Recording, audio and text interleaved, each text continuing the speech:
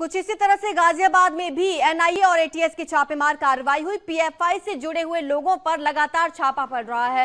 PFI सदस्य परवेज की गिरफ्तारी के लिए यह छापा पड़ा। छापे से पहले ही हालांकि परवेज वहां से फरार हुआ। भोजपुर थाना इलाके में यह छापेमार कार्रवाई की गई, लेकिन परवेज को इस बात की खबर मिल गई और वो छापे से पहले ही फरार हो चुका है, लेकिन टीमें लगातार उसकी तलाश में जुटी हुई हैं। गाजियाबाद में भी छापेमार कार्रवाई हुई। पीएफआई से जुड़े जो भी लोग हैं उनके यहां पर यह छापा पड़ रहा है। पीएफआई सदस्य परवेज की गिरफ्तारी के लिए छापा पड़ा था, लेकिन परवेज को सूचना मिली और वो छापे से पहले ही फरार हो चुका है।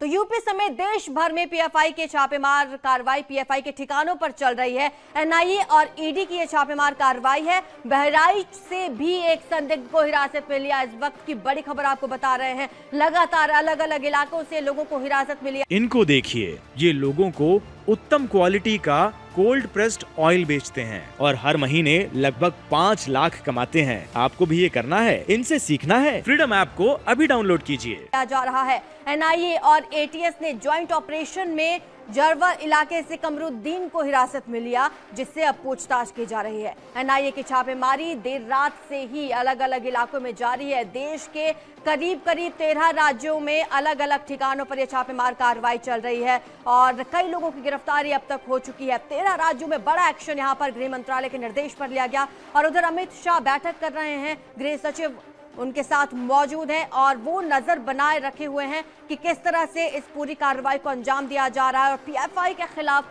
सबसे बड़ा ऑपरेशन किस तरह से चल रहा है। तस्वीर आपके सामने है। ये वही संदिग्ध है जिसे हिरासत में लिया गया है और इन लोगों के पास से कुछ आपत्तिजनक चीजें भी बरामद की गई हैं। अब इनसे पूछताछ की जा रही है, इनके कनेक्शंस खंगाले जा रहे हैं।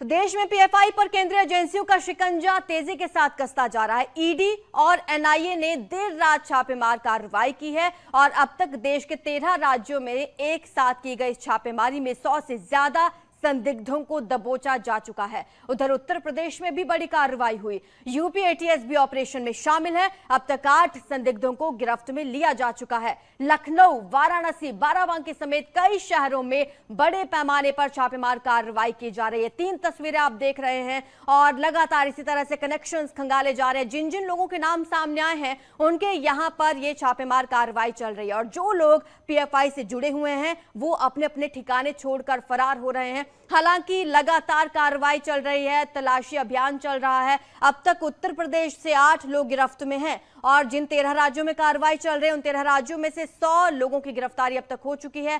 कई लोगों को हिरासत में लिया गया है, उनके पास आपत्तिजनक चीजें बरामद की गई हैं और लगातार ये कार्रवाई अभी भी जारी है।